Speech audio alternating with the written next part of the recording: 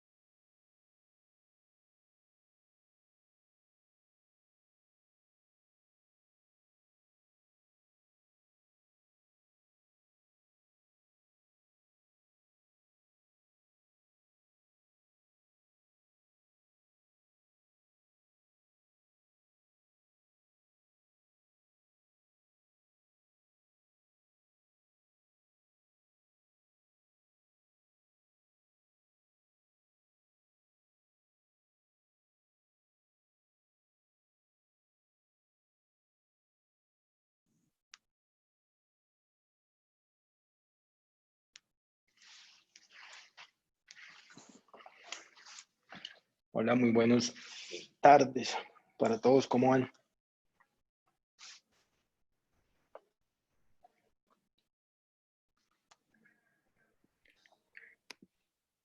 Buenas tardes.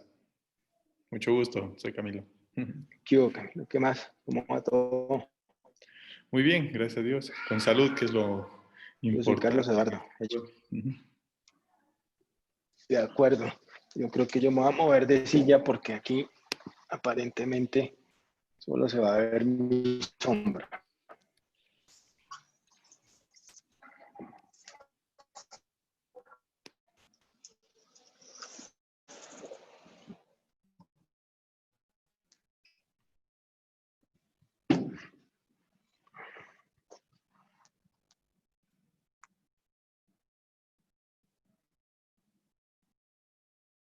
Listo. Muy buenas tardes a todos. Doctor, doctor ¿Cómo va? ¿Cómo le ha Camilo, ido? doctor, le pido si es tan amable puede también habilitar al doctor Daniel Hurtado, que está ahí ingresando, que él también es panelista. Claro, vea, yo creo que aquí nos está acompañando en este momento eh, María Alejandra, que es la persona que es su anfitriona de la reunión, y entonces ella nos puede ayudar con el ingreso, pero en principio no debería necesitar autorización, pero ya miramos. Perfecto, muchas gracias, doctor Echen. No, señor.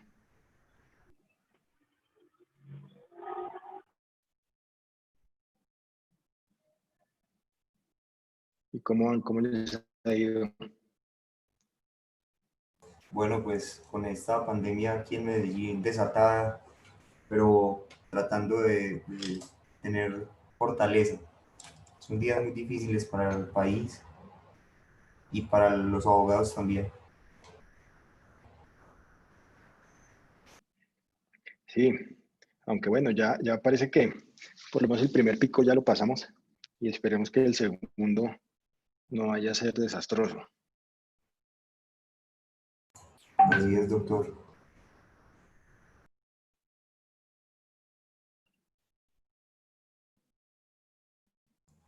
Eh, a la doctora María Alejandra que nos está, sí, pues que está sirviendo como para coordinar el panel también el doctor Andrés Felipe Roncancio de la Universidad de Envigado es parte también del panel con nosotros para solicitar si le pueden también dar autorización porque me dice que no le activan tampoco el micrófono con el enlace que nos enviaron.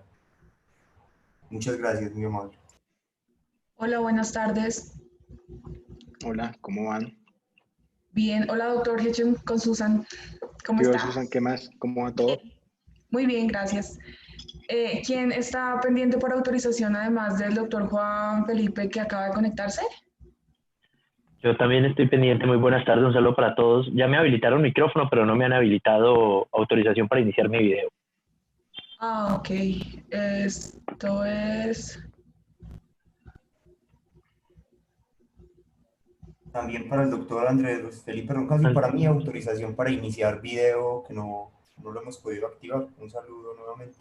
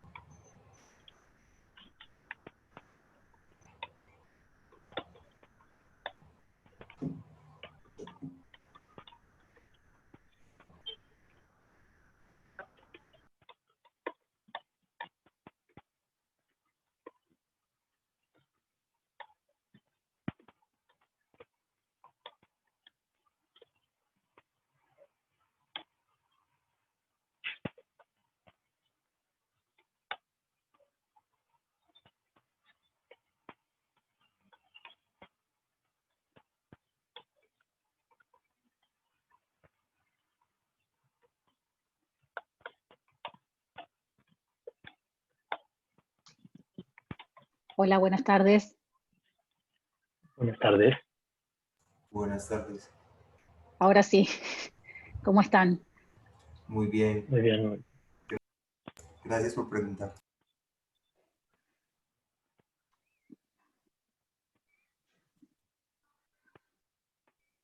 Hola, María Victoria, ¿cómo vas? Soy Carlos Eduardo Heche.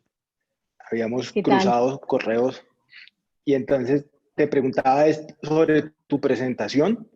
En principio ya está habilitada la posibilidad de que cada uno de ustedes comparta pantalla, entonces no deberíamos tener problema ni con la tuya ni con la de ninguno de otros panelistas, porque en principio ustedes mismos la proyectan en el computador y lo que hacen es compartir pantalla y así podemos verla todos. Ok. ¿Puedo probar ahora? Sí, claro. A ver.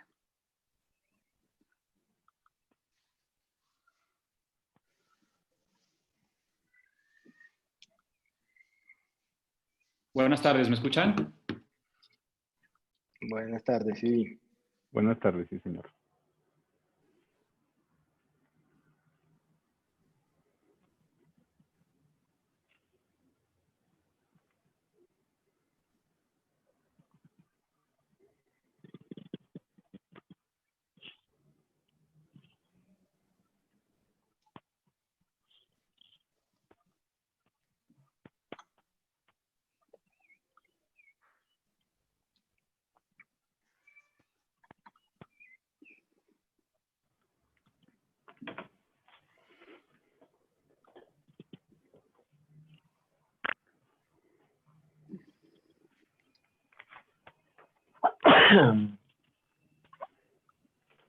No lo estaría logrando.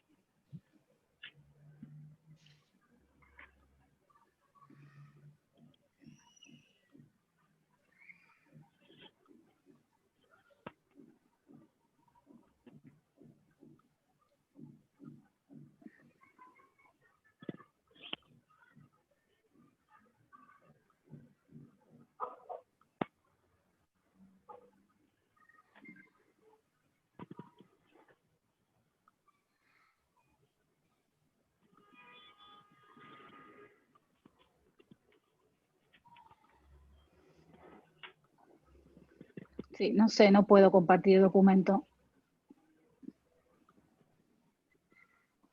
Debo estar haciendo algo mal, seguramente. Espérate a ver entonces, y yo le pido a Susan, que está aquí con nosotros. Hola, buenas Hola, Susan. tardes. Hola, doctor. Eh, Susan, um, cuéntame. no, ¿quién tiene dificultades? Yo, Victoria. Eh, Hola, Susan. Victoria. ¿Cómo está? Buenas tardes. Para compartir, en el icono verde de flechita, ¿le sale Sí. alguna opción? ¿Le dice que no está habilitado o algo así? No, ahora me dice quiénes pueden compartir, todos los panelistas. ¿Quién puede comenzar a compartir? Todos los panelistas. Hago doble clic y me despliega una pantalla donde me dice Microsoft PowerPoint Unknown, y si hago clic ahí y pongo compartir, me sale abrir preferencias del sistema.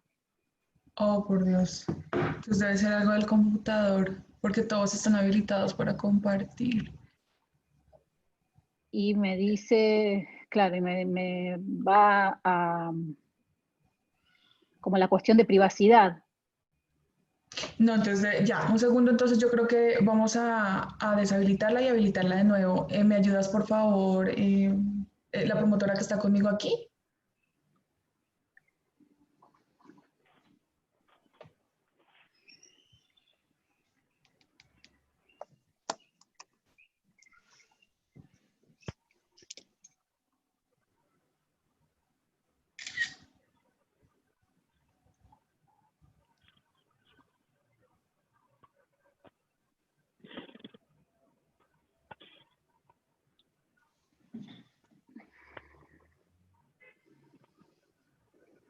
Doctor, si ya están listos, si quieren pueden empezar y yo me encargo de ajustar que todos puedan usar la presentación en adelante, ¿vale?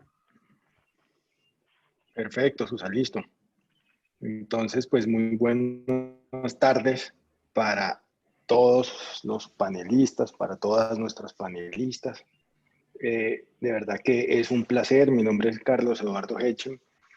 Yo soy profesor de Derecho Constitucional en el externado y pues es un placer, como les decía en el correo que cruzamos, poder acompañarlos en esta mesa como moderador.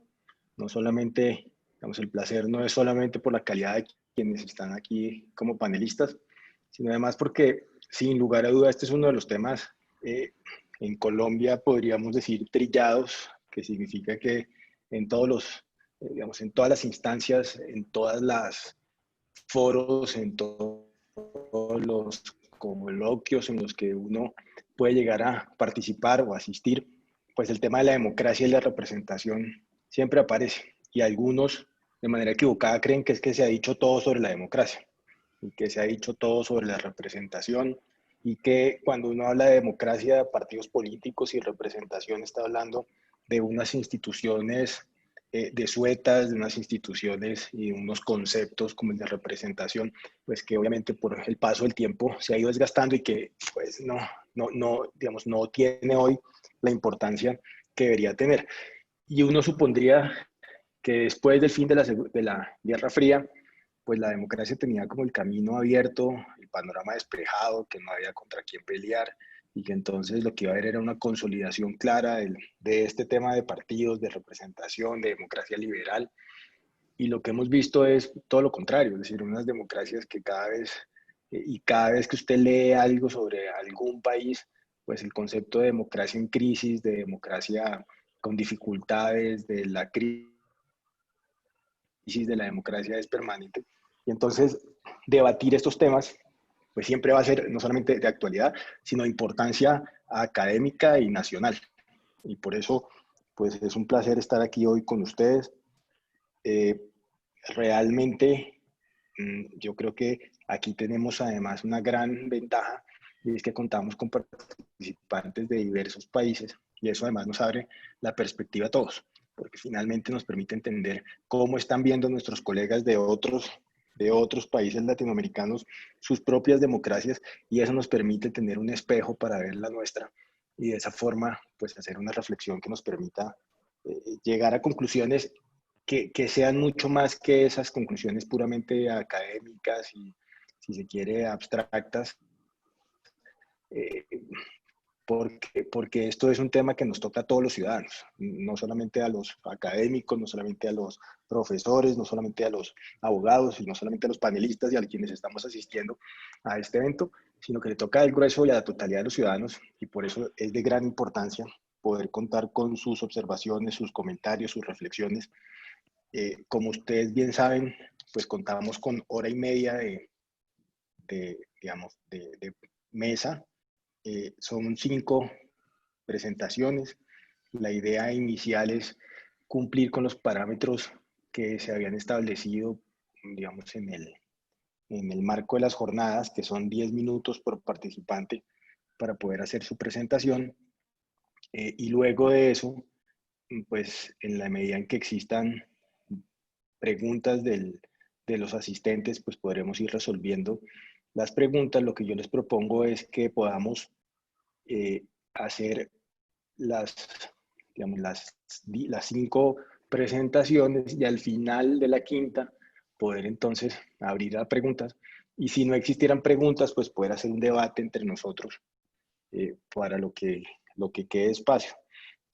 Al final, pues yo haré unas conclusiones que paso a la mesa principal, pues que paso a la organización de las jornadas, a quien, dicho sea de paso, pues agradezco infinitamente no solo esta invitación, sino además la organización y el esfuerzo que han hecho para poder materializar esta idea en una época tan compleja como la que estamos viviendo todos, porque aunque las jornadas se hacen habitualmente en esta época del año, pues una cosa es hacer unas jornadas como se venían haciendo a lo largo de los últimos años y otra organizar una cosa de forma virtual como la estamos haciendo en este momento, y eso implica un esfuerzo adicional, y por eso, pues, un agradecimiento y reconocimiento. Entonces, si todos estamos de acuerdo, pues podríamos iniciar nuestra mesa de trabajo hoy. Digamos que los panelistas aquí aparecen en la programación en un orden específico, pero pues si les parece, yo voy a utilizar el orden en el que aparecen en mi pantalla. Eso también nos va a permitir, digamos, irnos conociendo. En mi pantalla aparece primero la doctora María Victoria Patiño con con una ponencia y una reflexión sobre los partidos políticos, representantes y representados en el sistema político argentino. Yo esta mañana recibí el correo con la hoja de vida de la doctora María Victoria, y debo decir además que tiene una gran ventaja, porque no solamente es abogada de la Universidad de Buenos Aires, sino especialmente porque hace más de 25 años se desempeña en el Poder Judicial de la Nación, precisamente en la Justicia Federal Electoral. Y desde 2007 es prosecretaria electoral de la Secretaría Electoral de la Capital Federal. Es decir, no solamente tiene el conocimiento teórico, no solamente tiene, digamos, el bagaje académico, sino también algo que es fundamental, y es la práctica, el conocimiento de qué es lo que pasa y cómo funciona. Y por eso, pues vamos a asistir sin lugar a duda a una ponencia muy interesante. Entonces, en ese orden de ideas, doctora María Victoria, le doy la palabra por 10 minutos. Bueno, buenas tardes, muchas gracias. Reciban un afectuoso saludo desde la ciudad de Buenos Aires. Voy a intentar compartir un documento, a ver si me ayuda como respaldo para que sea más entretenida la presentación, y si no, no importa, les cuento los que tenía pensado, pero lo quería más que nada como apoyo. A ver, intento ahora.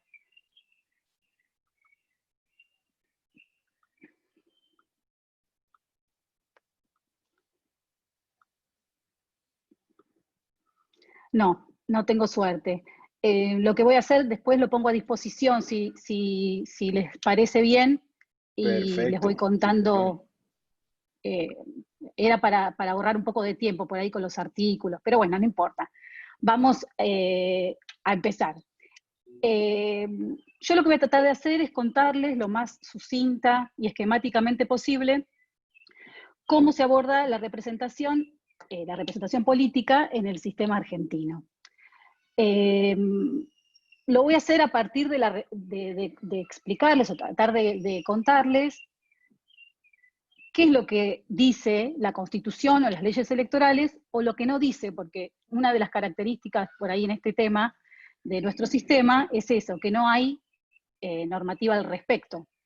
Ahora ustedes me dirán qué opinan cuando termine de contarles cómo es la cosa.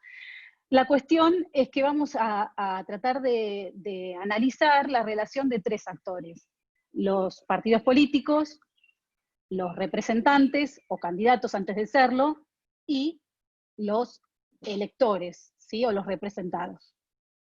Y tal vez ustedes piensan, bueno, ¿qué nos aporta conocer cómo funciona el sistema argentino? Y bueno, yo me planteaba eso a la hora de pensar qué les iba a contar, y creo que justamente esto que decía el doctor recién, esta crisis de representación, esta desconfianza en los partidos políticos, estas dudas sobre el sistema democrático, no son una problemática que afecte a un país en particular, a una forma de Estado o a una forma de gobierno, a un tipo de Estado o una forma de gobierno. En realidad, estamos todos inmersos en la misma problemática, me parece.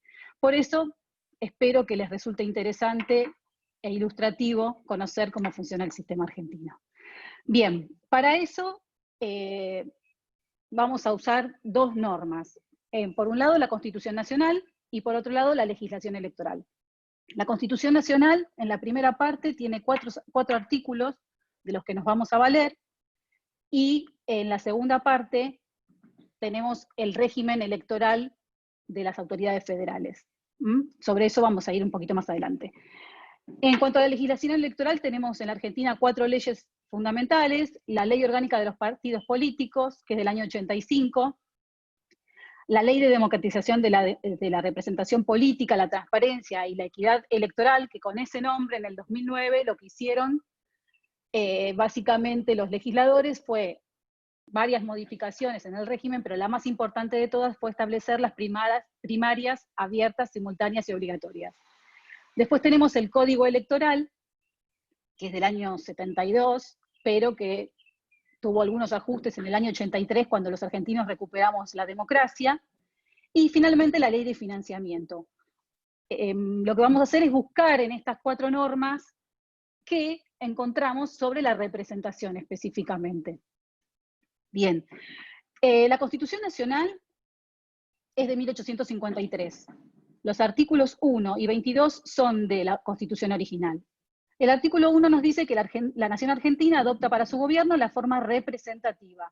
Y el artículo 22 complementa diciendo que el pueblo no delibera ni gobierna, sino por medio de sus representantes. Bien. Con la reforma del 1994, la Constitución Argentina fue reformada y se introdujeron 2 artículos.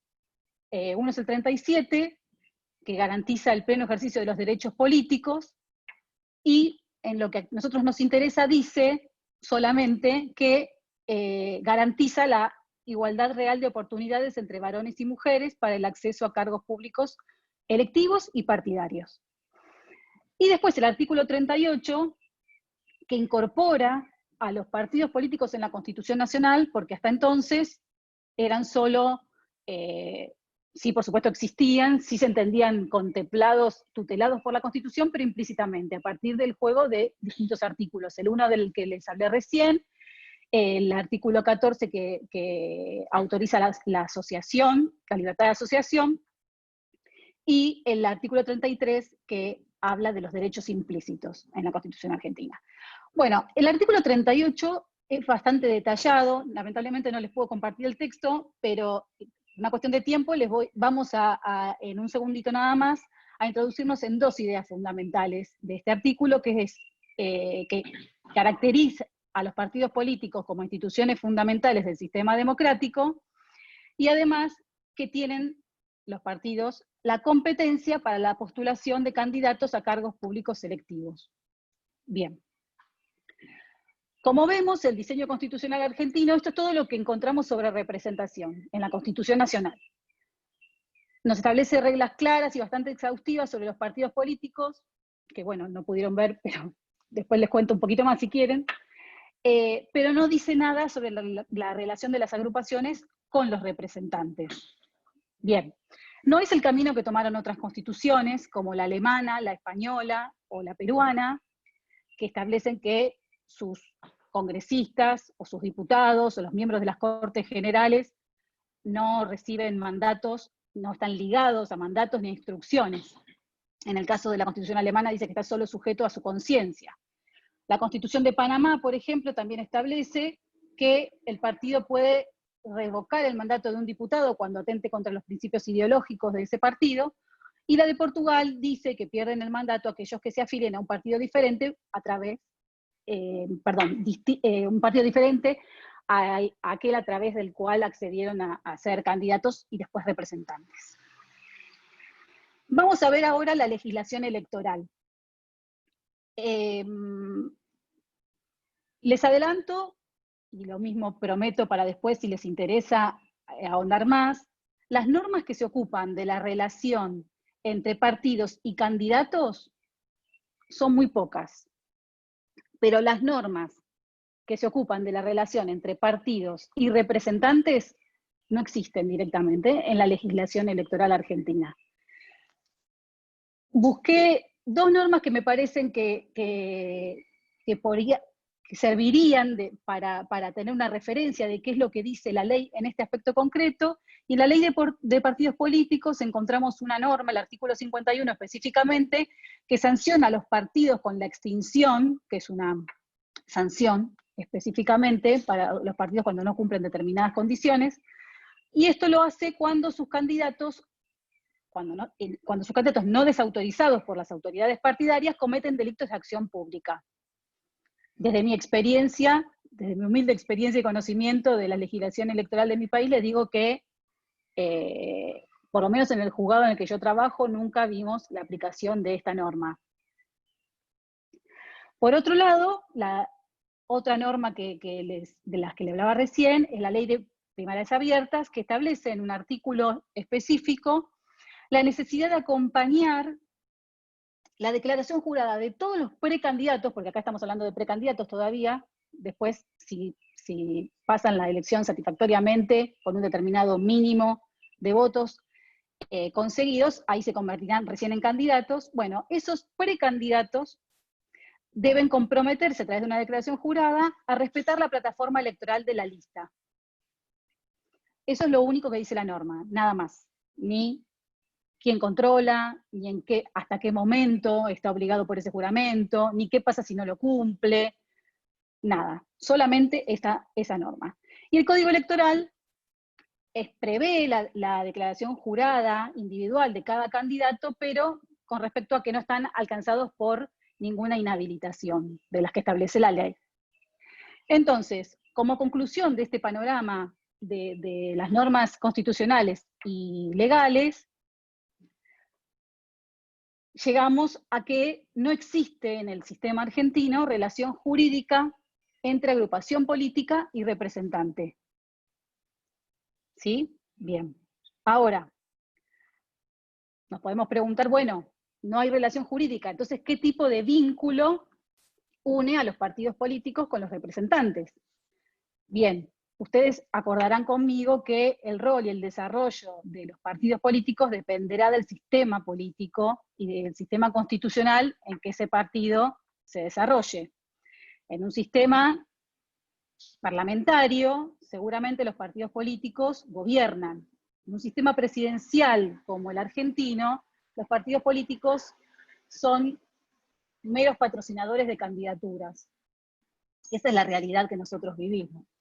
Ahora bien, desde la teoría, si nosotros pensamos, autores como Carlos Nino, por ejemplo, cuando piensan cuál es el rol, cuál es la función de los partidos políticos, nos dice que son vehículos de la discusión pública en base a principios, ideologías o modelos de sociedad en busca del bien común. Y también hay coincidencia en que son canalizadores de demandas de la sociedad. Entonces, a mí la primera reflexión, porque mi intención también era un poco invitarlos a la reflexión, ¿no? Es cierto que pensamos juntos de acuerdo a los sistemas de cada uno de los países de los que participamos, es si esa intermediación que los partidos en general ejercen, hoy tiene la misma razón de ser que hace unas décadas atrás. En mi país, pienso, por ejemplo, ahora, bueno, en mi país no solamente, estaba pensando en las redes sociales, pero estaba pensando, se identifica mucho la posición de cada persona en distintos temas por pañuelos de colores. Por ejemplo, hace un tiempo atrás, un debate que sigue vigente, pero que bueno, estuvo muy en el interés de todo el mundo un par de años atrás, fue el tema del aborto. Y entonces estaban los pro aborto con pañuelo verde y los pro aborto con pañuelo celeste. A lo que me refiero es, los representantes no necesitaban de la intermediación del partido político para conocer las necesidades, la opinión, los reclamos de la ciudadanía. Porque hay, bueno, lógicamente, porque ha evolucionado todo por las redes sociales, ya decíamos, por la manifestación espontánea de la gente sin bandera política hacia los representados que pueden o no escuchar. En mi país, yo creo que sí podemos decir que escuchan. Ahora bien, ya metiéndonos en la relación entre partidos y representantes. Si el partido político presentó un candidato que es afiliado, ese candidato va a participar activamente de la vida interna del partido y por ende está sujeto a la carta orgánica de ese partido, que sería la Constitución Nacional del Partido Político, según la legislación argentina. Ahora, Perdóname, doctora, qué pena, yo tengo la complicada tarea de decir que el tiempo se agota, entonces me da pena, pero digamos, ya nos pasamos un minuto, si quiere damos un minuto más para que podamos cerrar la idea bueno, y luego hacemos el debate, pero me da pena la interrupción, pero si no, no, por favor, al contrario, me pongo en discúlpeme esa por tarea. el tema del tiempo. No lo pude medir porque justamente no estaba funcionando la proyección de las pantallas, no importa. Bueno, la cuestión es que los partidos sí tienen un vínculo político, no jurídico decíamos porque no está previsto por el derecho, pero sí está el vínculo político. Mi intención era hablar de la representación y básicamente entonces para concluir con la representación y después espero poder charlar un poco más respecto de otras cuestiones muy importantes, es que en nuestro sistema los representantes tienen mandato libre, están condicionados, podríamos decir, por la ideología partidaria y por la plataforma electoral, pero es una obligación ético-moral, no legal, porque no surge de la ley. Y en nuestro país, los representantes representan al todo el electorado cuya mayoría los votó, mientras son candidatos representan al partido que los postuló, y luego, una vez ya efectivamente en el cargo, también representan al partido, pero ya desde sus bancas y en los bloques parlamentarios que están previstos por los reglamentos de las cámaras. Con respecto, termino con eso, lo único que les quiero decir, que es lo que me quedó en el tintero y que me gustaría después por ahí charlar entre todos, es el rol de los partidos políticos como instituciones fundamentales del sistema democrático, siempre ligado a la representación, el monopolio de las candidaturas que tienen los partidos, la ideología como requisito legal de reconocimiento de la personería de un partido político y la titularidad de las bancas. Así que bueno, después si les parece, desarrollo un poquito más Perfecto. eso. Muchas gracias. Y perdón por el exceso. A usted muchísimas gracias, porque además yo creo que es una perfecta, digamos, introducción a nuestro panel, porque realmente toca usted unos temas que son fundamentales. Efectivamente, los partidos fueron diseñados, si se quiere, para que fueran canales, probablemente con el monopolio de ese servicio, de esa función. Y sin embargo, la crisis de legitimidad del sistema democrático y de los propios partidos se ve reflejado en temas como el que tenemos aquí en Colombia, y es la posibilidad de unas candidaturas a través de firmas o a través de grupos significativos de ciudadanos, saliéndonos del concepto clásico, digamos, de la función de partidos. Pero además eso también de alguna forma podría convertirse, y eso hace parte del debate, en si se quiere, la condena a muerte de los partidos políticos, porque finalmente lo que diferencia a los partidos políticos de cualquier otra organización humana es precisamente que buscan acceder al poder. Digamos, todo el tema ideológico efectivamente es válido, todo el tema de organización, de preparación del personal político, de sus funciones, y ahí, digamos, tienen un papel importante, pero su finalidad de acceder al poder es lo que los hace realmente diferentes a cualquier otro tipo de organización. Y su crisis ha hecho que busquemos otras fórmulas, y estas otras fórmulas pues probablemente atacan eso, que genera una dificultad, como usted bien lo planteó, entre, digamos, de definir cuál es la relación que hay entre los electores, los militantes, los representantes, los elegidos, de cuál es el cambio de rol que hay entre el momento en el cual yo soy candidato de mi partido y luego soy elegido como presidente de toda la República Argentina, y a quién represento, y en los debates parlamentarios a quién representan los parlamentarios de mi partido y a quién los de la oposición. Entonces yo creo que es una magnífica introducción para las intervenciones que van a continuación. Si les parece,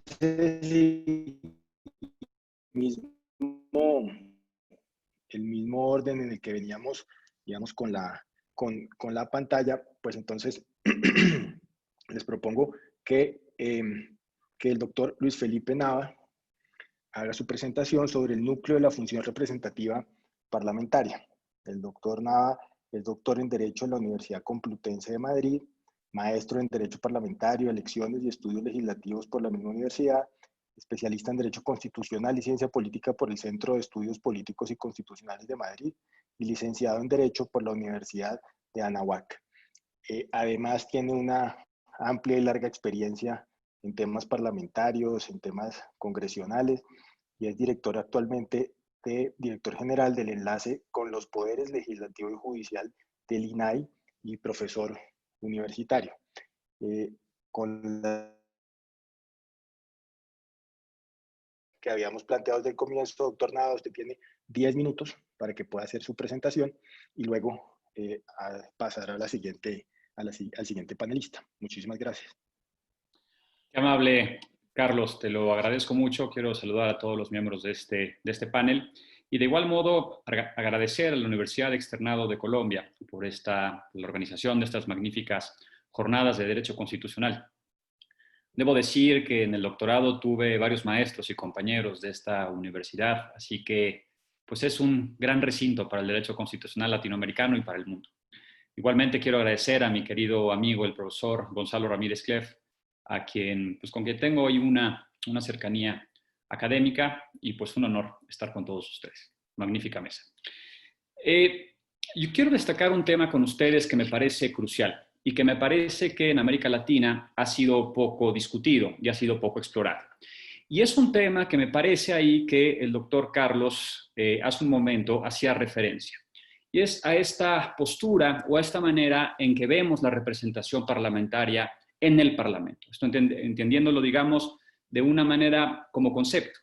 Desde luego que la manera en que se ejercen las normas parlamentarias y estas tienen cabida en un Estado constitucional, pues desde luego que puede haber diferencias en los países en América Latina. Lo que a mí me preocupa destacar es cómo garantizar que estos procedimientos estén apegados al principio democrático. Y esto es lo que quiero destacar. Piensen ustedes una cosa.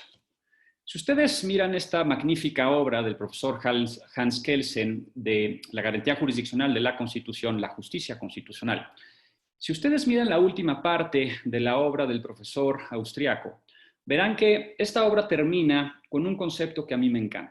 Y decía Kelsen, o se refería Kelsen, a la significación jurídica y política de la justicia constitucional. Kelsen decía, después de, digamos, repetir en varias ocasiones sobre la necesidad de que una constitución sea perfectamente garantizada por la justicia constitucional, Kelsen se refería a un tema que me parece crucial. Y es que el papel político de la justicia constitucional, político, con sus facultades jurídicas, es el garantizar una función que es esencial en una república democrática. Y Kelsen se refiere a la paz social. Y dice Kelsen, la paz social solamente puede garantizarse si hay un equilibrio y un respeto y un compromiso entre las mayorías y las minorías en el Parlamento. Esto me parece un tema crucial. Kelsen se refiere a que este compromiso solamente puede continuar y por tanto solo puede continuar la paz social si no se rompe este compromiso y no se vulneran las minorías parlamentarias. Si nos ponemos a pensar, y esto lo marcaba muy bien el profesor Carlos, al igual que la profesora María Victoria, si nos ponemos a pensar, tenemos normas en América Latina, podemos hacer un derecho comparado enorme sobre qué sucede en nuestros parlamentos, pero hay un tema que me parece crucial.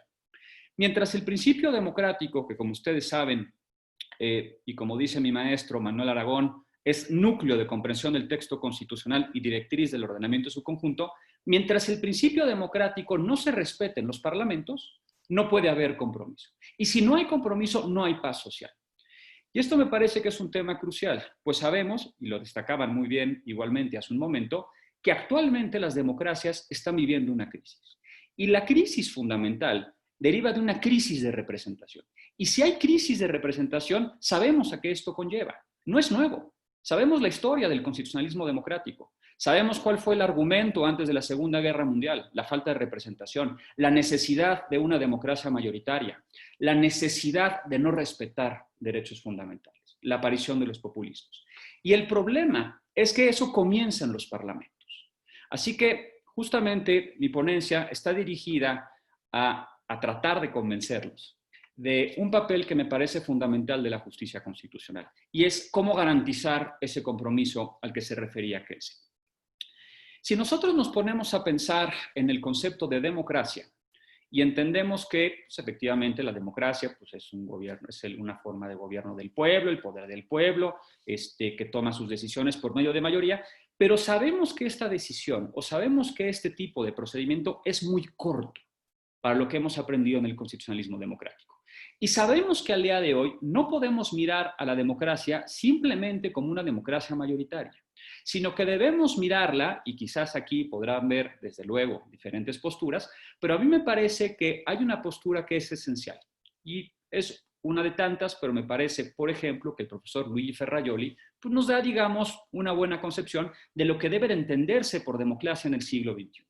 Sabemos que la democracia tiene un componente sustantivo y que, por tanto, el ejercicio de los derechos humanos, o más aún, el respeto de los derechos fundamentales se considera como crucial para un gobierno democrático. Es más, pónganse a pensar ustedes en lo siguiente. Hace un momento, muy bien, la profesora María Victoria hacía referencia a Carlos Niño. Y Carlos Niño tenía una postura sumamente peculiar sobre cuál es el papel de la justicia constitucional en un Estado democrático. Y una postura muy parecida a la del profesor John Hartley de la Universidad de Harvard, en la cual la justicia constitucional, podremos tener dudas sobre la legitimidad que tiene para invalidar normas jurídicas, pero hay una posición crucial que debe tener, decía Nino y decía Hartley. Y esto es despejar el camino, despejar las condiciones para que se den las decisiones democráticas. Y esto me parece crucial, porque decía Nino, ahí sí, una especie de papel de árbitro que pueda asegurar las condiciones epistemológicas de la democracia. De otra forma, no podemos asegurar que las decisiones que se tomen en un Estado democrático asegure la igualdad de condiciones y liberales que hay entre mayorías y minorías. Si no podemos asegurar estas condiciones igualitarias, estas condiciones libres de mayorías y minorías, se rompe ese compromiso. Y por tanto no hay decisiones democráticas. Ustedes saben que antes de la Segunda Guerra Mundial y antes, digamos, del inicio formal en Europa del Estado constitucional, terribles decisiones se tomaron en favor de la mayoría o en el nombre de la mayoría. Y esto comienza en el Parlamento. Así que hay digamos, pues hay unas funciones que han llevado a cabo reconocidos tribunales constitucionales que me interesa destacar con ustedes. Pero para destacar con ustedes estas posturas de estas cortes constitucionales, hay una anécdota que a mí me gusta mucho en lo personal. Y tiene que ver cuando Thomas Jefferson, antes de ser presidente de los Estados Unidos, que ustedes saben que fue el tercer presidente de los Estados Unidos, fue vicepresidente. Ustedes saben que el segundo presidente fue John Adams y que Jefferson, antes de pelearse con John Adams, que por cierto de ahí surgió el caso Marbury versus Madison, como ustedes saben, pero que antes, cuando era vicepresidente, pues en Estados Unidos el vicepresidente es presidente del Senado. Jefferson tenía una personalidad científica. Era un hombre estudioso de leyes, de filosofía política y le encantaba el derecho parlamentario. Como presidente del Senado, segundo presidente del Senado, hizo algo espectacular. Sabía que Estados Unidos estaba comenzando y que el Congreso apenas empezaba, no tenía reglas jurídicas, no tenía normas. De tal manera que pues tomó algunas reglas que había tenido el Parlamento inglés, que ya el Parlamento inglés ustedes saben que era pues el Parlamento más reconocido, digamos, en pleno siglo XVIII y pleno siglo XIX, y de tal manera que comenzó a construir Jefferson un manual de prácticas parlamentarias, tomando las prácticas del Parlamento inglés y tomando las prácticas que iban saliendo por precedente y costumbre en el Congreso de los Estados Unidos, para, digamos, dejar a los futuros presidentes pues un manual que pudiera darle orden a las funciones parlamentarias. Bueno, pues al día de hoy, ese manual de prácticas parlamentarias que hizo Thomas Jefferson es la norma de autoridad en el Congreso de los Estados Unidos. Esta historia para decir un punto en particular, y es que si ustedes miran este manual, lo pueden descargar en internet, está de manera gratuita en la página del Congreso de los Estados Unidos, Jefferson comienza con un argumento que me parece crucial. Y Jefferson dice que la necesidad de tener plasmado en normas jurídicas un debate liberal e igualitario corresponde a un punto fundamental. Y este punto es cómo asegurar que las minorías parlamentarias o que los derechos de las minorías parlamentarias no puedan ser arrolladas por la mayoría. Porque si son arrolladas por la mayoría, si la oposición es obstaculizada, no puede haber un gobierno democrático. Y esto me parece un tema crucial. Distinguidos tribunales constitucionales o cortes supremas en el mundo han reconocido este papel de la justicia constitucional para intervenir en determinados procedimientos cuando se vulneran los derechos de las minorías. Estados Unidos tiene un precedente, a quien le interese el caso de United States versus Balin en el año 1892, justamente declara que efectivamente el Congreso tiene libertad para establecer sus normas siempre y cuando respeten los derechos fundamentales. Actualmente, el Tribunal Constitucional alemán tiene un procedimiento para permitir que los parlamentarios en lo individual puedan acceder al tribunal siempre y cuando sea por la vulneración de algunos derechos que corresponden al ejercicio del cargo que derivan del principio democrático. Pero la doctrina que me parece espectacular, y esta es la propuesta que yo hago, y con esto termino que me queda un minuto, es la del Tribunal Constitucional Español. El Tribunal Constitucional Español ha desarrollado una teoría sobre el núcleo de la función representativa parlamentaria. Básicamente, para argumentar la jurisdicción del Tribunal Constitucional para meterse en la autonomía parlamentaria, el Tribunal Constitucional desarrolla a partir del derecho al sufragio pasivo, que como ustedes saben se rompe o que se divide no solo en el ejercicio del cargo después de haber ganado una elección, sino también la manera en que se ejercen las funciones parlamentarias. Y el Tribunal Constitucional, con esto termino, dice que solamente el Tribunal Constitucional puede intervenir en las funciones parlamentarias cuando se vulneran aquellas funciones que derivan del derecho fundamental a ejercer el cargo, que se denominan la función legislativa y la función del control del gobierno. Esas, dice el Tribunal Constitucional, son las que integran el núcleo de la función representativa. Y que cuando sucede eso, el Tribunal Constitucional tiene la posibilidad de restablecer eso que Hans Kelsen denominaba la paz social, y que no es otra cosa más que el compromiso entre mayorías y minorías parlamentarias. Eso me parece que nos hace falta, al menos en México, pero que me parece que en América Latina podría ser un buen referente para mantener este compromiso democrático. Muchísimas gracias y es un honor estar con ustedes. Bueno, doctor Luis Felipe, muchísimas gracias por su participación, por su intervención y por su estricto cumplimiento del tiempo. De antemano, además, me excuso con los siguientes panelistas por si debo nuevamente interrumpirlos, pero es un tema de que podamos cumplir.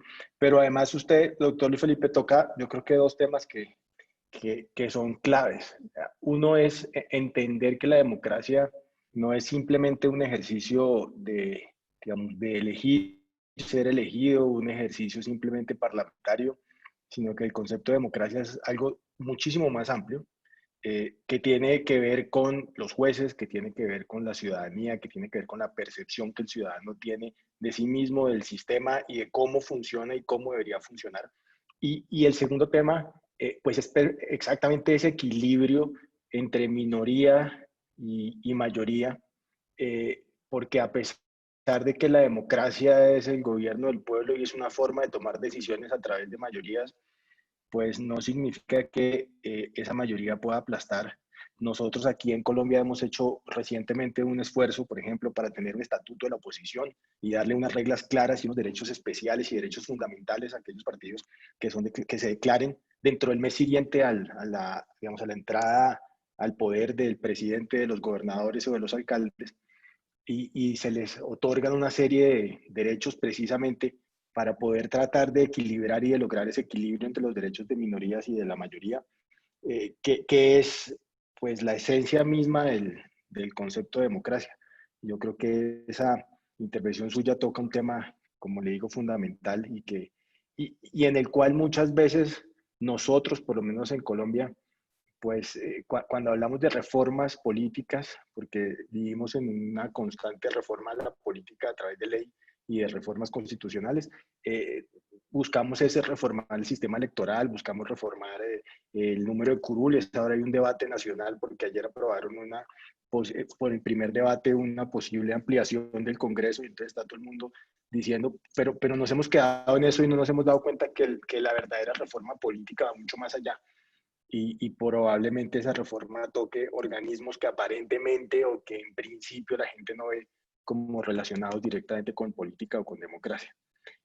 Entonces, nuevamente, mil gracias y esperemos ahora en el debate poder continuar debatiendo, pues poder continuar profundizando sobre lo que usted plantea. Le doy la bienvenida al doctor Camilo Manuel Pino, quien es abogado y mediador de la Universidad Católica de Cuenca, magíster en Derecho Constitucional por la Universidad de Especialistas de Espíritu Santo, maestrante en la Maestría de Derecho de la Universidad Andina Simón Bolívar, y actualmente está terminando un diplomado sobre formación e investigación en la Universidad Autónoma de Nuevo León. Es docente universitario en el área de Derecho y Derecho Procesal Constitucional. Doctor Camilo, le damos la bienvenida. Esperamos poder, compartir con usted y poder oír de usted su intervención sobre los mecanismos de participación ciudadana en el Ecuador, especialmente sobre una figura que tienen ustedes, que es la silla vacía. Nosotros en Colombia también tenemos una figura de la silla vacía que no coincide exactamente con la que ustedes tienen, y por eso su intervención será de un grandísimo interés para nosotros. Bienvenido.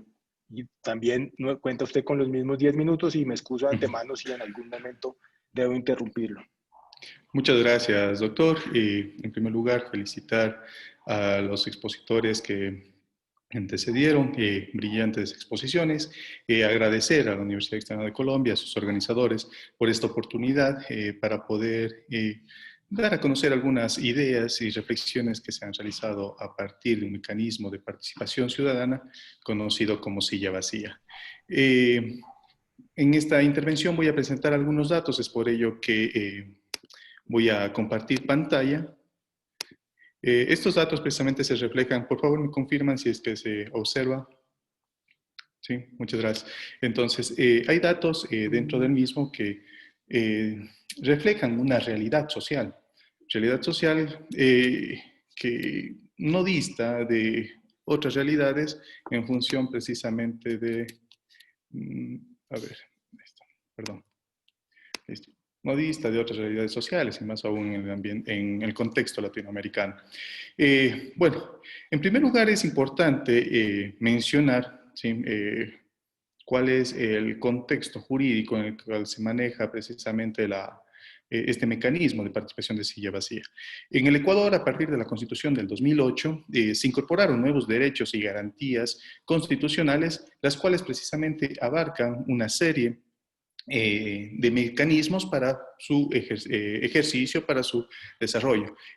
A partir del artículo 61 de la Constitución, se desarrollan precisamente uno de los 7 grupos compuestos o expresos dentro de la Constitución de derechos conocidos como derechos de participación, en los cuales se refleja precisamente en el numeral 2 la participación ciudadana. Por otra parte, dentro de la estructura del Estado constitucional, nosotros encontramos precisamente al Ecuador como, que el Ecuador se va a desarrollar precisamente como un Estado democrático, entre otras cosas más, porque somos un Estado de derechos y justicia social, democrático, etcétera, pero que se va a desarrollar en función de la participación ciudadana y no solamente de los representantes que en el contexto electoral fueron elegidos. Tanto es así que para ello una de las garantías constitucionales es precisamente estas garantías de representación. Estas garantías de representación que contienen mecanismos a partir de aquellas formas de democracia directa, representativa y comunitaria que constan en el artículo 95. Uno de los mecanismos, o bueno, en el Ecuador tenemos algunos mecanismos, precisamente como los consejos ciudadanos sectoriales, los consejos consultivos, las audiencias públicas, entre otras cosas más, la silla vacía. ¿Cuál es el contexto en sí de la silla vacía?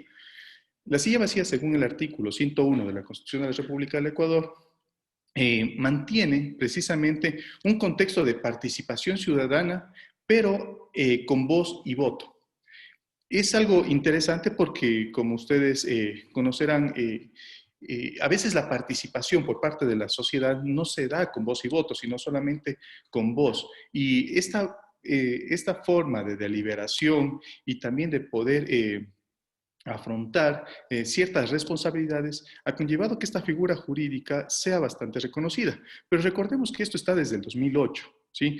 En función de principios como de reserva de ley, entre otros más, en el artículo 77 de la Ley Orgánica de Participación Ciudadana refleja precisamente el contenido de la silla vacía y conjuntamente con el artículo 311 del COTAD, que es el Código Orgánico Territorial de Autonomía y Descentralización, en el Ecuador se da esta oportunidad para que sean los gobiernos autónomos descentralizados quienes tengan la potestad de a través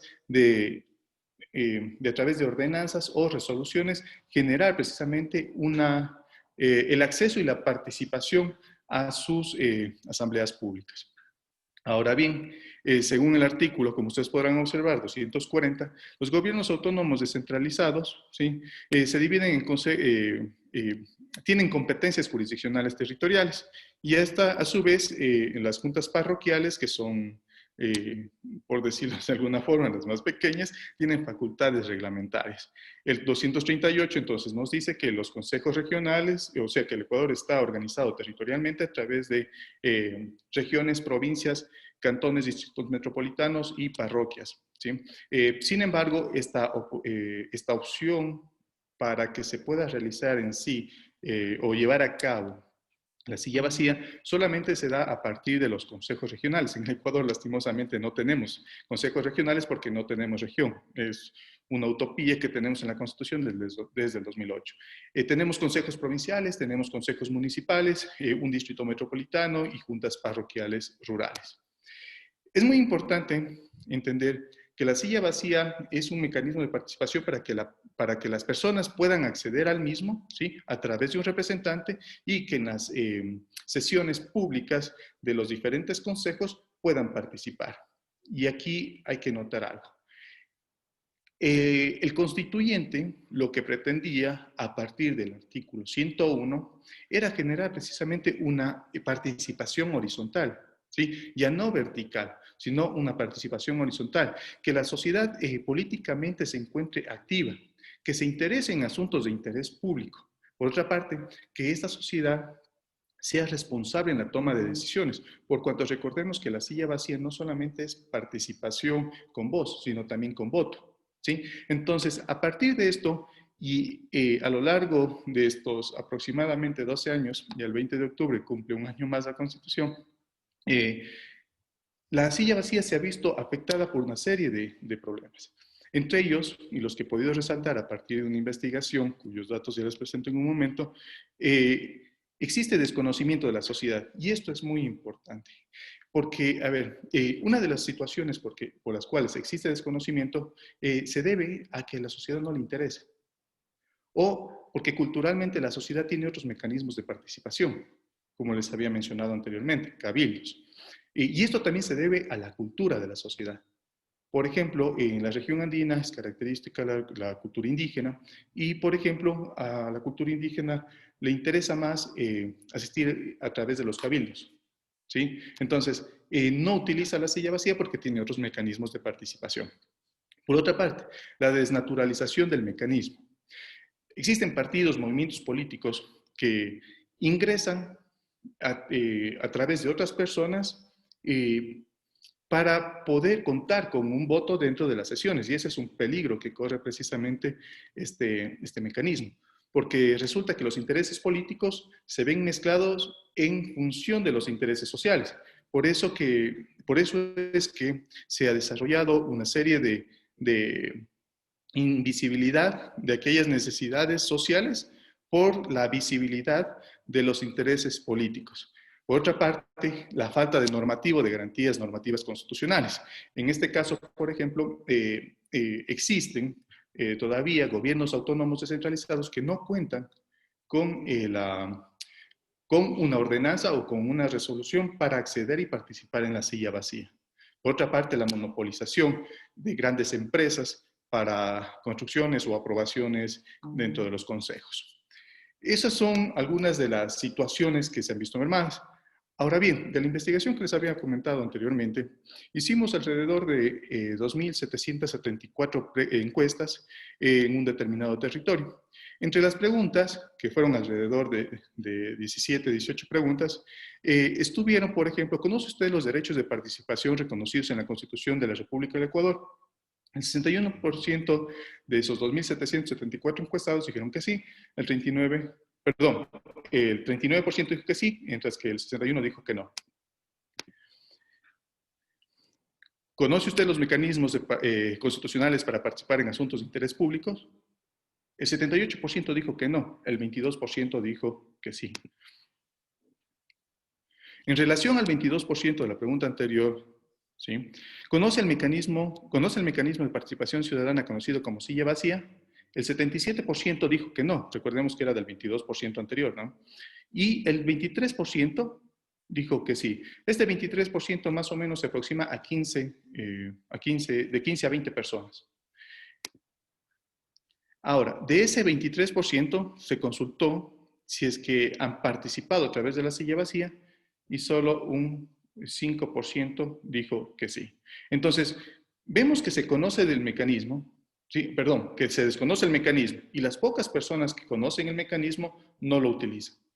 ¿Sí? Entonces, hay un desinterés también social. Doctor Camilo, qué pena mi Sí. interrupción. Ya si quiere concluimos en un minuto, por favor. Muchas gracias, doctor, y perdón, pensé que estaba con el tiempo. Entonces, como les había dicho, tiene 0 regiones, 24 provincias, 221 cantones, 1.140 parroquias rurales. Las garantías normativas abstractas expuestas en el artículo 84 de la Constitución de la República del Ecuador no se ven reflejadas, por cuanto estas garantías normativas, lo que pretenden es la adecuación formal y material de las normas de la Constitución en las normas infraconstitucionales. Es decir, que las normas infraconstitucionales observen esas garantías. En función del tiempo, han transcurrido muchos años, ¿sí? Y aún existen gobiernos autónomos descentralizados que no lo utilizan. Entonces, ¿existe voluntad política o no? ¿O es que el problema es la sociedad en sí? Porque la sociedad es quien construye las instituciones, no las instituciones a la sociedad. Consecuentemente, ¿quiénes son las personas que visibilizan o invisibilizan precisamente esas grandes propuestas de transformación social? Con esto quiero culminar, agradecer y pedir disculpas por el tiempo de más que me he tomado. Muchas gracias, doctor. A usted, doctor Camilo, muchísimas gracias por su participación, por compartirnos esta reflexión sobre una figura que, como le digo, nosotros en el caso colombiano tenemos una que coincide en nombre, pero no coincide en filosofía. De hecho, la nuestra se acerca mucho más a algo que la doctora María Victoria decía al inicio, y es un castigo, así como existe en Argentina, un castigo a los partidos por el hecho de que alguno de sus elegidos o alguno de las personas elegidas con su aval haya cometido algún delito. En Colombia se aplica consiste básicamente en castigar al partido, quitándole la posibilidad de que su bancada cuente con los votos que tenía inicialmente y quitándole un voto que corresponde a esa persona que cometió un delito. Pero para nosotros realmente es muy interesante poder ver que en Ecuador esa figura tiene una finalidad y una filosofía totalmente diferente, hasta contraria, podríamos decir, porque en el caso colombiano es un castigo y en el caso del Ecuador es por el contrario una opción de participación ciudadana que de alguna u otra forma toca con lo que decíamos y lo que hemos venido diciendo durante todo el panel, y es que los problemas de legitimidad de la democracia y de los partidos hace que los ordenamientos jurídicos busquen válvulas de escape, como lo hicimos nosotros acá con las candidaturas por grupos significativos de ciudadanos, y como hacen ustedes allá diciendo, mire, si efectivamente los partidos que eran los que debían tener este monopolio, que eran los que debían representar, no lo están logrando, pues entonces busquemos unas fórmulas a través de las cuales las personas que no se sienten representadas a través del modelo clásico y que todos supuestamente compartíamos, pues tengan otros mecanismos de participación y de representación. Muchísimas gracias nuevamente, doctor Camilo, por su participación. A continuación, el doctor Pedro Pablo Vanegas viene a hacer una reflexión sobre un tema que es realmente importante y que en el caso colombiano existen grandes dudas, y es saber en últimas a quién le pertenece la curul, si es una curul del elegido o es una curul del partido político. El doctor Pedro Pablo es docente investigador del Instituto de Estudios Constitucionales Carlos Restrepo Piedrahíta de la Universidad Externado de Colombia. A usted, doctor Pedro Pablo, bienvenido. Muchísimas gracias por acompañarnos, y al igual que a los otros, me anticipo a excusarme, aunque yo sé que usted es muy juicioso y estricto con el tiempo, por si en algún momento debo interrumpirlo para poder cumplir nuestra meta de los 10 minutos. Muchísimas gracias, profesor Carlos Eduardo. a los compañeros y la doctora María Victoria, compañeros del panel, muy buenas tardes. Un privilegio compartir con ustedes estas reflexiones sobre democracia representativa y lo que tiene que ver con el mandato parlamentario.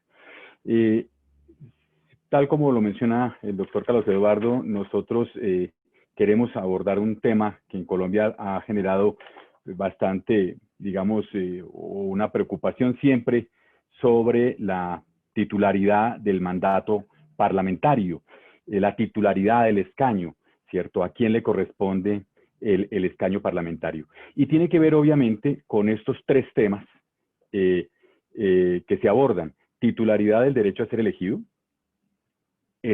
la prerrogativa de la postulación de los candidatos y, por otro lado, la disciplina de partido. La constitucionalización del mandato libre, por un lado, por el otro lado, el fortalecimiento de los partidos políticos en las democracias modernas, obligan a repensar esa relación que existe entre la representación política y el derecho al sufragio pasivo, por un lado, el rol de los partidos políticos y más aún la disciplina de partido por el otro, a la luz de principios constitucionales que en principio pudieran ser contradictorios: la prohibición de mandato imperativo por un lado y la actuación en bancadas y la disciplina de partido por el otro. En nuestra Constitución tenemos una norma que podría decir recoge la consagración del mandato representativo y por supuesto la prohibición del mandato imperativo. El artículo 133 constitucional.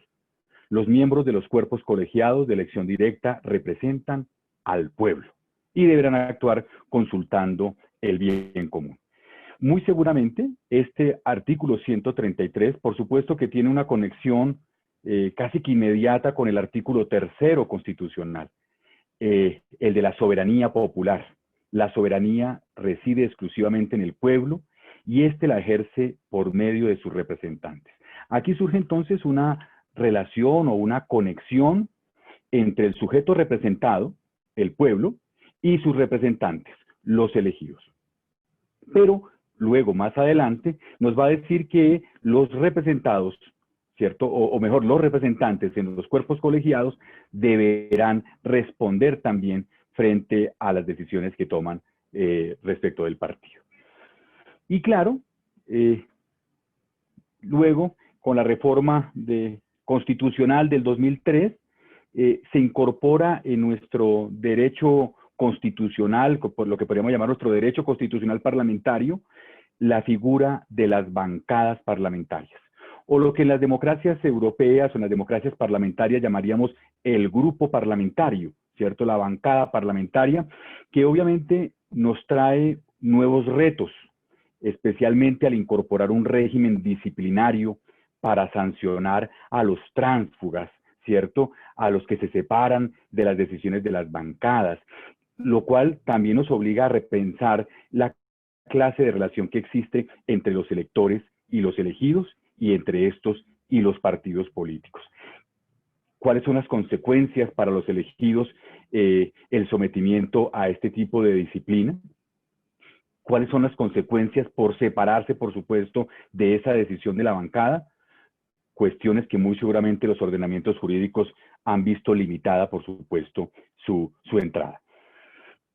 Y obviamente, para poder llegar allí, tendríamos que pasar por una cuestión adicional, y es la titularidad del derecho a ser elegido.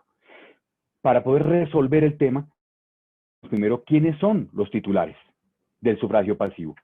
Y por supuesto, no valdría hacer un gran esfuerzo para decir que la elección de titulares del derecho a ser elegido recae sobre los ciudadanos.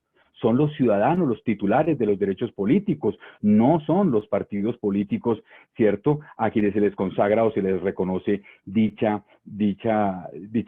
titularidad.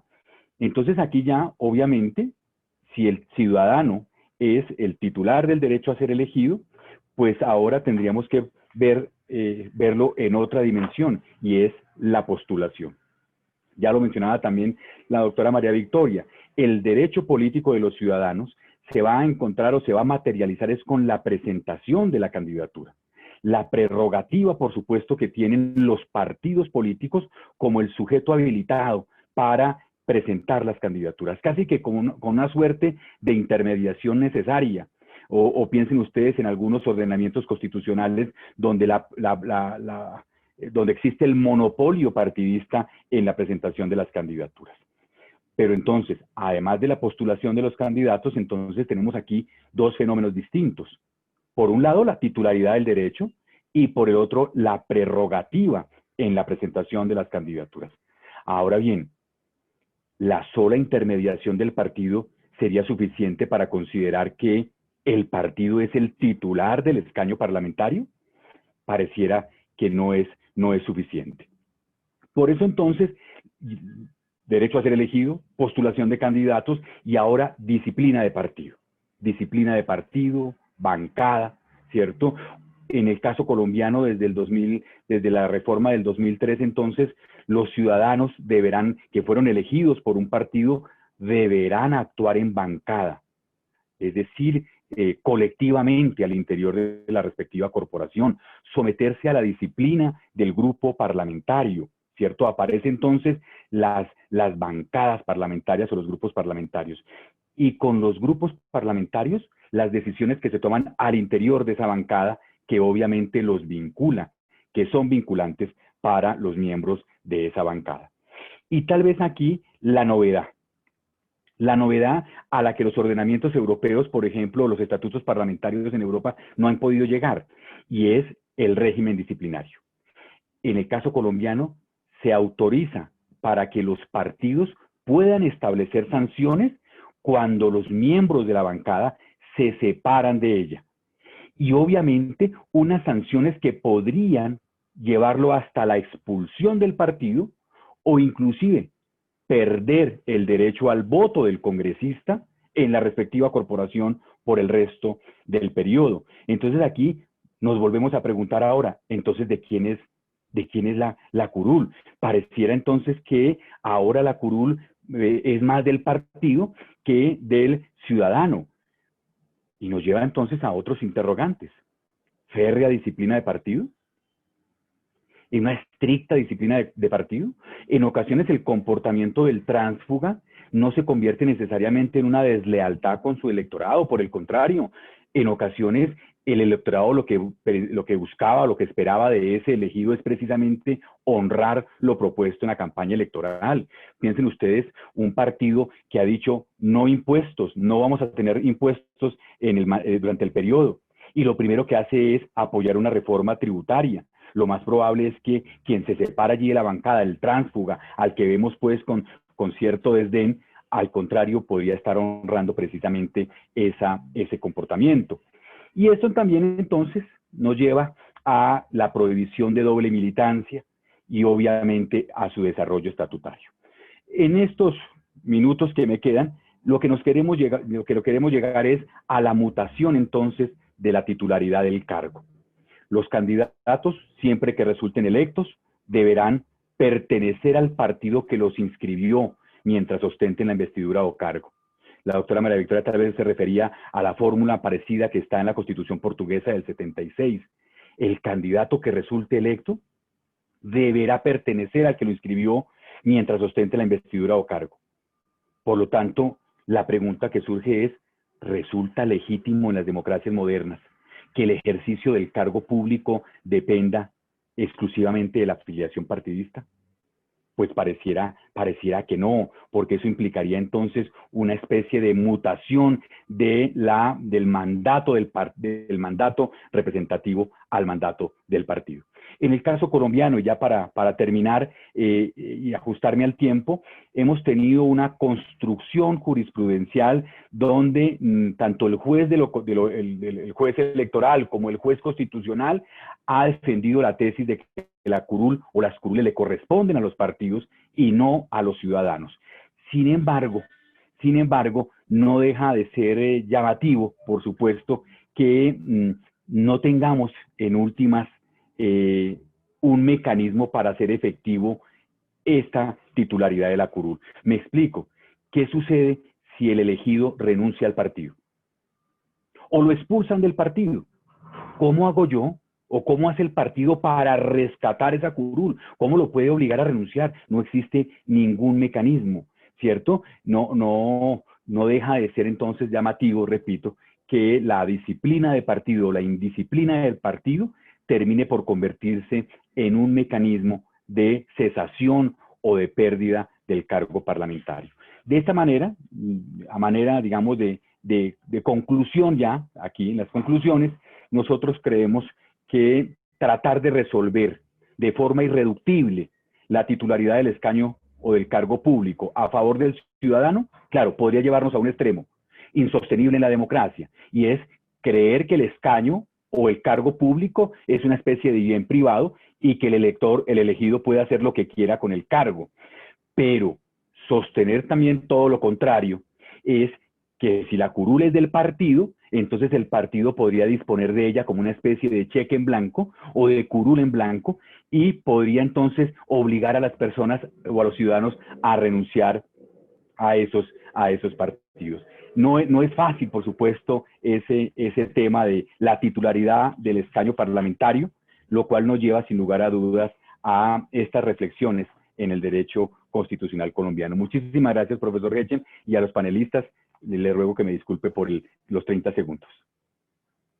A usted, doctor Pedro, como siempre, un placer oírlo en estos temas electorales y de derecho constitucional, porque pues toca usted un tema que es fundamental y que de alguna u otra forma demuestra lo que ha sido nuestra historia constitucional y parlamentaria, y es que teniendo un sistema presidencialista como el nuestro, hemos traído figuras, como usted bien lo dijo, conocidas en Europa como las bancadas y los grupos parlamentarios, y hemos traído, como hacíamos alusión ahora, al estatuto de la oposición, que es una figura, digamos, que está en el ADN de los sistemas parlamentarios, el esquema de gobierno-oposición, pero que en un sistema presidencial no es obvia, o por lo menos no es natural, y fruto de todas estas adopciones de figuras que nos parecen interesantes, pues nos enfrentamos a una serie de situaciones complejas que no son de fácil respuesta y que traen como consecuencia unas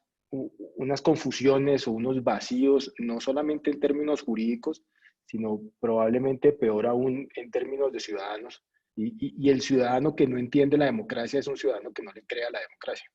Y difícilmente un ciudadano que no entiende va a creer que el sistema funciona, y eso genera un círculo vicioso de deslegitimación, si se quiere, o de pérdida de legitimidad del modelo. Y la consecuencia lógica de esto es una participación aún más baja, una creencia y una desconfianza mejor en el sistema, que obviamente no permite que el sistema también se desarrolle de forma adecuada y que al final esa tan nombrada crisis de la democracia sea superada. Y ese tema de la disciplina interna de los partidos, del funcionamiento de las bancadas, de qué pasa cuando el parlamentario se separa de la decisión que toma su partido, sobre todo teniendo en cuenta algo que usted decía, y es que esos parlamentarios no solamente representan a sus partidos, sino además representan en algunos casos, especialmente en la Cámara Baja en Colombia, a sus regiones, y esas regiones tienen unos intereses particulares que no necesariamente coinciden con el interés que el partido a nivel nacional quiere defender, y el hecho de separarse de una decisión de ese partido a nivel nacional no necesariamente significa, como usted lo dijo, que un parlamentario esté rompiendo la confianza que el elector depositó en él. Entonces, pues es un tema realmente importante para que la democracia funcione como esperamos todos y como quisiéramos todos que funcionara, no solamente en el caso colombiano, sino por supuesto en las democracias en general. Nuestra última ponencia es una ponencia que está presentada por 3 personas. El tema general y el título es el artículo 7º de la Ley Estatutaria 130 del 94 como óbice para la constitucionalización de los partidos en Colombia a la luz de la Constitución del 91. Esta ponencia es presentada por el doctor Juan Felipe Díaz Castaño, quien es abogado litigante de la Institución Universitaria de Envigado, especialista en seguridad social, magíster en educación y derechos humanos, por el doctor Pablo Daniel Hurtado Quintero, que es abogado litigante de la Institución de la institución Universidad de Envigado y especialista en Derecho Procesal, así como candidato a magíster en Derecho Privado y profesor de la Universidad de Envigado. Y finalmente por el doctor Andrés Felipe Roncancio Bedoya, quien es abogado, docente de la institución universitaria de Envigado y de la Universidad de Medellín, especialista en Derecho Constitucional y doctorando en Derecho. Ustedes, señores panelistas, pues tienen los mismos 10 minutos. No sé si esos 10 minutos los vamos a dividir en 3 o si solamente uno de ustedes o 2 van a participar. Ustedes nos dirán cuando inicien y nuevamente, y como lo he hecho con todos de antemano, me excuso si tengo que interrumpirlos pasando los 10 minutos. Claro que sí, vamos a dividir estos minutos en 3 y entonces me permito iniciar con la presentación que traemos para este evento. ¿Me confirma si la están viendo?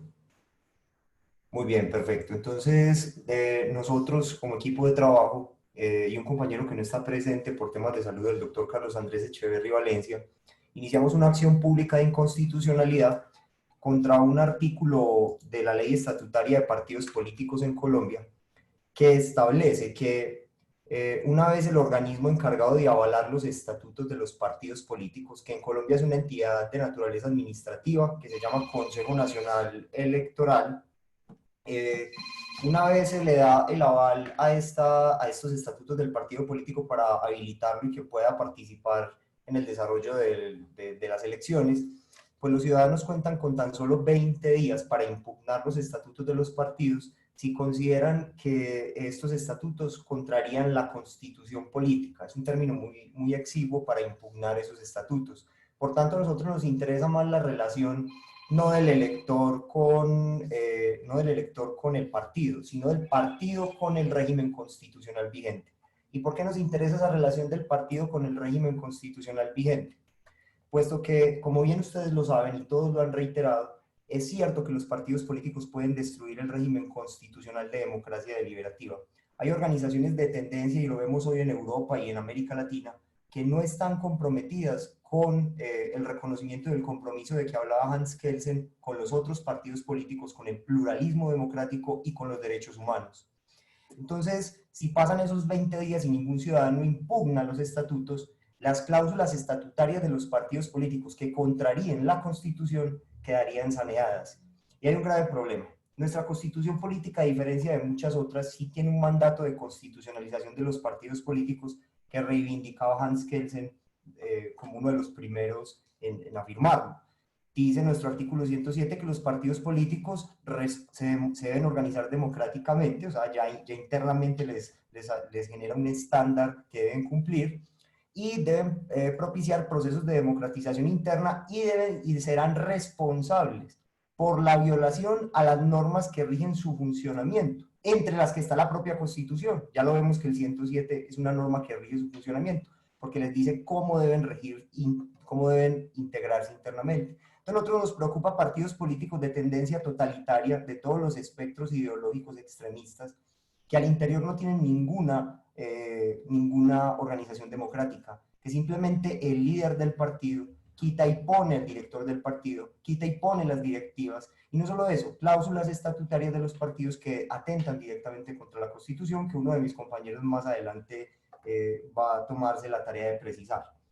Por tanto, a nosotros nos parece que ese término de 20 días, que no se puede controlar a través de la acción de nulidad y restablecimiento del derecho, porque ese es un acto administrativo que solo le interesa al partido, que no se puede controlar a través de la acción popular, porque la Corte Constitucional ya lo descartó en la sentencia SU 587 de 2017, que no se puede controlar a través de la acción de simple nulidad, por ser un acto de carácter particular y concreto cuya legitimación en la causa solo la tiene el partido, queda huérfano ese estatuto que ya no se podrá controlar y atenta contra el principio del control del poder político que está en nuestra Constitución. Le doy el paso a otro de mis compañeros para que continúe con la intervención. Adelante. Un saludo para todos los asistentes y a todos los panelistas. Es un honor estar acá. Pues siguiendo con la argumentación, vemos que el legislador dio por finalidad al esgrimir esta norma el tratar de dar cierta seguridad jurídica y revestir de cierta estabilidad política los estatutos de los partidos. Eso para evitar pues, que no estén en una pugna constante, se utilice esto como herramienta política. Pero aún así, esto no puede ser una razón para doblegar el principio de supremacía constitucional. Recordemos lo que dijo el juez Marshall en Marbury versus Madison. O la Constitución es superior a todo acto legislativo no conforme a esta, o el Poder Legislativo puede cambiar la Constitución a través de ley ordinaria.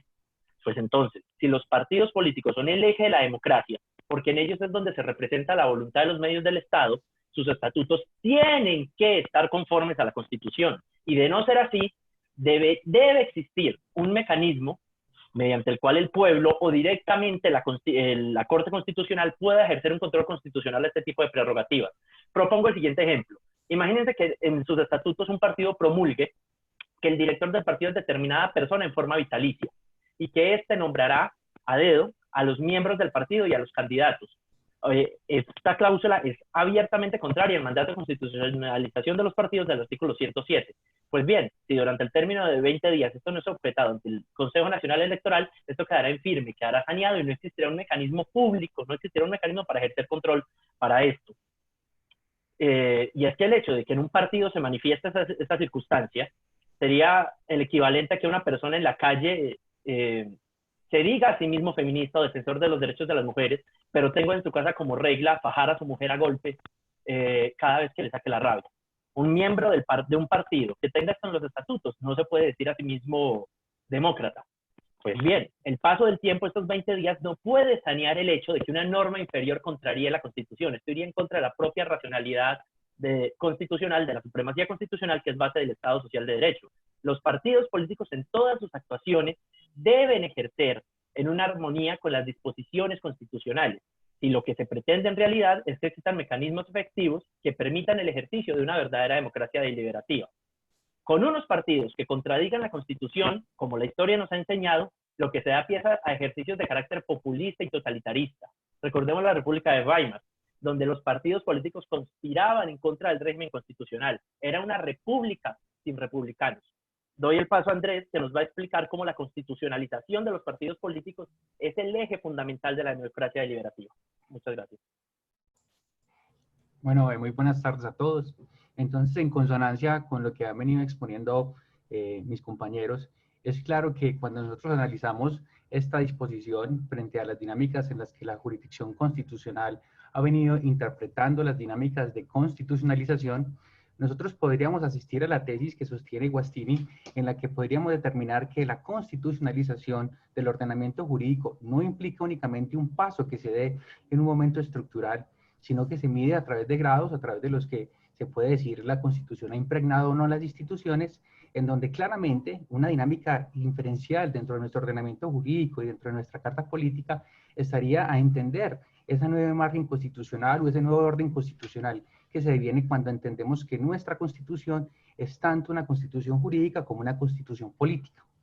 Dentro de todo ese marco, pues entonces diríamos que tenemos 5 premisas estructurales que nos dan cuenta de que existen unos elementos de interpretación que vinculan ese proceso de constitucionalización y que son aplicables y extensivos al régimen de los partidos políticos, en donde podríamos evidenciar que existe un propósito para poder lograr que la democracia constitucional y que en sí el ejercicio de la democracia dentro del Estado colombiano pues pueda resistir a cualquier tipo de ejercicio autoritario, a cualquier tipo de ejercicio que se pueda presentar dentro de una dinámica que atente contra las instituciones constitucionales y democráticas y que en efecto están dirigidas sobre todo este margen de constitucionalización.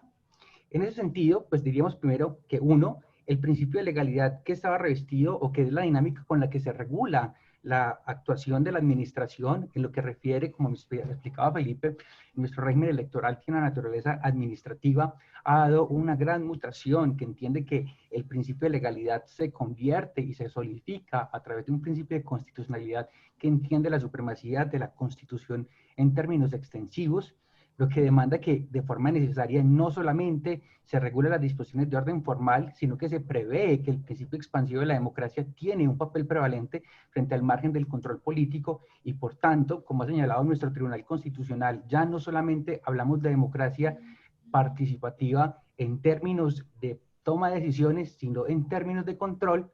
Estoy hablando de veedurías que nosotros podemos inferir que claramente el control que se ejerce a través de las acciones ciudadanas debe ser permanente y es una garantía propia de la democracia dentro del marco del Estado Social de Derecho, dando que nosotros podríamos vitalizar o por lo menos establecer una premisa clara. Si nuestro ordenamiento jurídico tiene por propósito defender la Constitución, esta Constitución debe garantizar todos los mecanismos que faciliten o que fortalezcan la legitimidad de sus instituciones dentro del ordenamiento jurídico. Bajo esa prescripción, luego entonces nosotros llegamos a un ejercicio práctico que fue la presentación de la acción de inconstitucionalidad y con ella sostenemos que existe un compromiso férreo sobre el proceso de constitucionalización. Termino por términos de los 10 minutos. Muchas gracias. Muy amable, solamente decir una última cosa, la demanda todavía no ha salido y estamos a la espera. El expediente es D00-13455. Muchas gracias. Bueno, pues muchísimas gracias a ustedes, muchísimas gracias por compartir estos argumentos que muchas veces digamos, algunos dejan de lado pensando que la democracia es un tema que está por encima de alguna norma, que realmente son una serie de principios y de mecanismos y no se fijan en algo que es fundamental, y es que la Constitución, en el caso colombiano, solamente hace referencia a dos organizaciones privadas, una a los medios de comunicación y otra a los partidos políticos, y que eso demuestra la importancia no solamente de la existencia de los partidos políticos, sino de su funcionamiento conforme a la norma y conforme, digamos, a los principios que fundan nuestra sociedad. Entonces, pues les agradecemos mucho. Nosotros teníamos previsto nuestra charla hasta las 3:30, son exactamente las 3:30, pero hay dos preguntas dos preguntas que hicieron los participantes, a quienes además agradecemos porque hemos tenido durante esta hora y media un número promedio de 130 personas que nos han acompañado a lo largo de esta charla y de esta mesa. La primera pregunta la hace Jonathan Sanarváez. Dice: profesor Luis Felipe, ¿usted cree que el concepto de democracia kelseniana puede trasladarse al ámbito internacional como una forma de fortalecer las uniones internacionales? El camino debe ser el fortalecimiento de un tribunal internacional con representación deliberativa de todos los estados. Esa pregunta, digamos, viene dirigida al doctor Luis Felipe. La otra, digamos que no trae un destinatario específico, pero yo creo que el doctor Pedro Pablo, también la doctora María Victoria podrían ayudarnos en este tema. Y es: buenas tardes, les saludo desde El Salvador. Mi nombre es Dalia González, de la Universidad Centroamericana José Simeón Cañas. Mi pregunta ¿es correcto que los diputados independientes actúen en bancada o hagan propaganda en conjunto, tomando en cuenta que cada uno debe tener una agenda propia? ¿Constituirán un partido de hecho y también sería un fraude para el elector? Esa es la pregunta, doctor Pedro Pablo y doctora María Victoria. Bueno, y obviamente cualquiera de los panelistas que quiera intervenir en estos dos temas que nos plantean inicialmente nuestros participantes. Entonces, si quieren, iniciamos por el doctor Luis Felipe. Muchas gracias, estimado Carlos. Me parece una muy buena pregunta la de Jonathan. Es más, si miramos la obra de Kelsen, y también pensamos que esto fue antes de la caída del sistema de Weimar, Kelsen argumentaba que uno de los problemas por los cuales no se tomaba la Constitución como norma jurídica, que por cierto ha sido igualmente esto intervenido por mis compañeros, Kelsen decía, el problema es ese mismo problema de algunos regímenes que niegan este carácter jurídico a la Constitución, es el mismo carácter por el cual se niega que haya una jurisdicción internacional que vele por el cumplimiento de los tratados internacionales. Kelsen hacía exactamente el mismo argumento. Claro, sabemos que al día de hoy pues tenemos jurisdicciones internacionales, tribunales internacionales que miran, digamos, desde la perspectiva jurídica el cumplimiento de los tratados internacionales. Piensen ustedes en la Corte Interamericana, en el caso de América Latina, o en el caso de Europa, pues tenemos el sistema regional europeo, además del sistema regional africano. Pero bueno, lo que me interesa destacar es una cosa en particular, que es lo que nos muy bien pregunta Jonathan. Es el concepto de democracia actualmente puede, digamos, engrandecerse, puede, digamos, extenderse, además, digamos, de lo que hay en el ámbito internacional, por supuesto. Es más, Foros como este nos permite mirar a otros tribunales constitucionales, saben ustedes la teoría del diálogo constitucional y del diálogo entre tribunales constitucionales, y que me parece que es crucial para voltear a mirar qué hacen otras cortes constitucionales para aplicarlas en el nuestro. Justamente mi ponencia tuvo este fin, y es el mirar a la democracia, pues no solo con esta o como esta parte de gobierno mayoritario, sino como esta parte de democracia sustantiva a la que hace referencia Luigi Ferrajoli, o como las posturas de justicia constitucional como Carlos Nino y John Jarelli, en el sentido de que me parece es crucial que para defender al día de hoy al Estado democrático deba la justicia constitucional intervenir en las dinámicas internas del Parlamento o del Congreso. Porque de otra manera no se puede asegurar este compromiso democrático o esta paz social. Claro, y ya para terminar, me parece que hay un tema también crucial que debemos destacar. Este papel de la justicia constitucional como garante, digamos, de estos derechos democráticos dentro del Parlamento, solamente puede llevarse a cabo en aspectos que, como decía Kelsen, todavía hay normalidad constitucional, hay regularidad constitucional. Esto es, donde se garanticen los derechos y haya una separación de poderes, hay cabida para la justicia constitucional. No podríamos hablar de la intervención de la justicia constitucional en aquellos países que, como bien ustedes también destacaban, hay un régimen autoritario. Pero me parece que en aquellas democracias, y quizás es un poco delicado esto que voy a decir, pero también es una realidad, en aquellas democracias débiles, que me parece que pues tenemos esto en América Latina, sí me parece que es crucial que la justicia constitucional pueda intervenir para dar cuenta sobre lo que sucede en el Parlamento. Y es ahí cuando el pueblo voltea a ver las sentencias, se lleva a cabo este diálogo constitucional entre el pueblo y al ver las sentencias para mirar a ver qué sucede en su Parlamento. Kelsen decía que si quieren saber cómo está su democracia, volteen a ver su Parlamento. Y si tenemos una estructura, una jurisdicción que pueda asegurar esos derechos de las minorías frente a las mayorías, pues me parece que podemos entonces hablar de un globalismo constitucional y de que esos principios democráticos están en nuestros sistemas. Listo, muchísimas gracias. Y ya para terminar, porque creo que ya estamos, como decimos acá, volados en tiempo, la segunda respuesta para no dejarla en el aire, doctor Pedro Pablo, muchísimas gracias. Sí, muy rápido. Primero a Dalia González, muchísimas gracias por su pregunta y gracias también por su presencia en nuestras jornadas. ¿Es correcto que diputados independientes actúen en bancada? Tal vez nosotros tenemos aquí un tema que lo decía Carlos Eduardo cuando traemos, digamos, figuras que están fuera en sistemas distintos como la de los grupos parlamentarios en Europa o las democracias parlamentarias, los grupos mixtos. Y claro, nosotros ahora traemos a sistemas presidenciales estos grupos, pero además con otro tema, doctora Dalia, y es que tenemos una multiplicidad de sujetos legitimados en la presentación de candidaturas. Es decir, si las candidaturas no solamente provienen de los partidos, sino también candidaturas independientes, pues tendríamos que sostener que esos candidatos independientes también deberían actuar en bancada. Bueno, pues yo me excuso por el tiempo, pero me están llamando la atención por el chat interno porque no he terminado a tiempo.